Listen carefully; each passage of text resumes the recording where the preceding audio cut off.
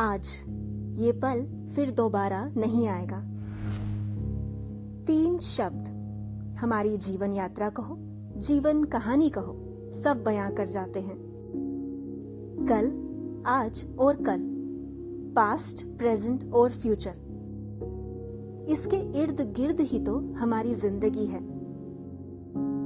पर आज हम या तो बीते हुए कल में जीते हैं या फिर आने वाले कल में।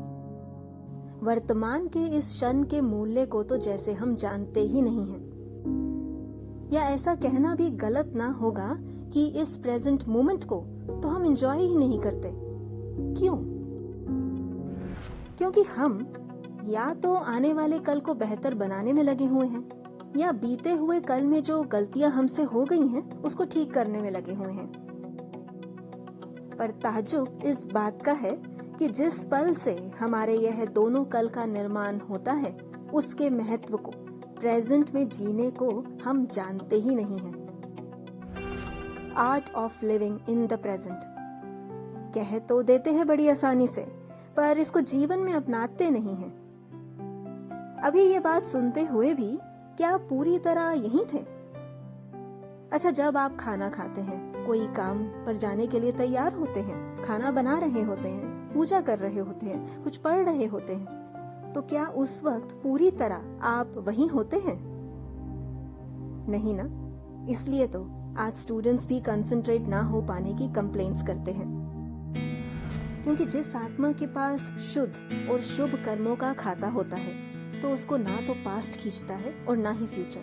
वो प्रेजेंट में जीता है क्योंकि वो जागरूक होता है, अलर्ट होता है अपने प्रति।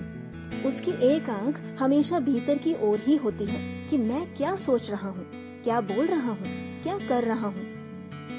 ऐसे व्यक्ति के हर काम में एक्यूरेसी होती है, एफिशिएंसी होती है, मिस्टेक्स भी ना के बराबर होती हैं। क्योंकि उसकी नजर खुद पर, अपने रोल को राइटली निभाने पर होती है। और वहीं दूसरी ओर जिस आत्मा के पास अशुद्ध और अशुभ कर्मों का खाता होता है तो उसको उसका पास्ट और फ्यूचर दोनों खींचते हैं। वो चाहकर भी प्रेजेंट में रह ही नहीं पाता। ऐसी आत्मा भीतर से कमजोर होती है, कंफ्यूज्ड और रेस्टलेस होती है। तभी बहुत जल्दी प्रभाव में भी आ जाती है, बातों के, लोगों के शब्दों के, उनके व्यवहार के, सिचुएशंस, प्रॉब्लम्स से बहुत इंस्टेंटली अफेक्टेड भी हो जाती है।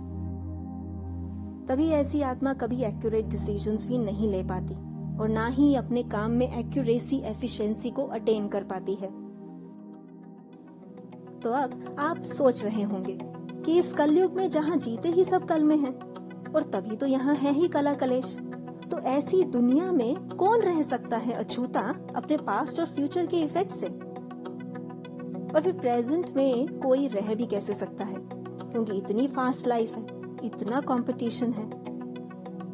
तो जो आत्मा जागरूक है, अर्थात कुछ भी चिंता या भय आते ही जो उसे, अर्थात अपने हर संकल्प को दिल से परमात्मा को सौंप देती है, तो वो आत्मा निश्चिंत रह पाती है, मन से हल्की रह पाती है और अपने प्रेजेंट के हर रोल को एक्यूरेटली निभा पाती है।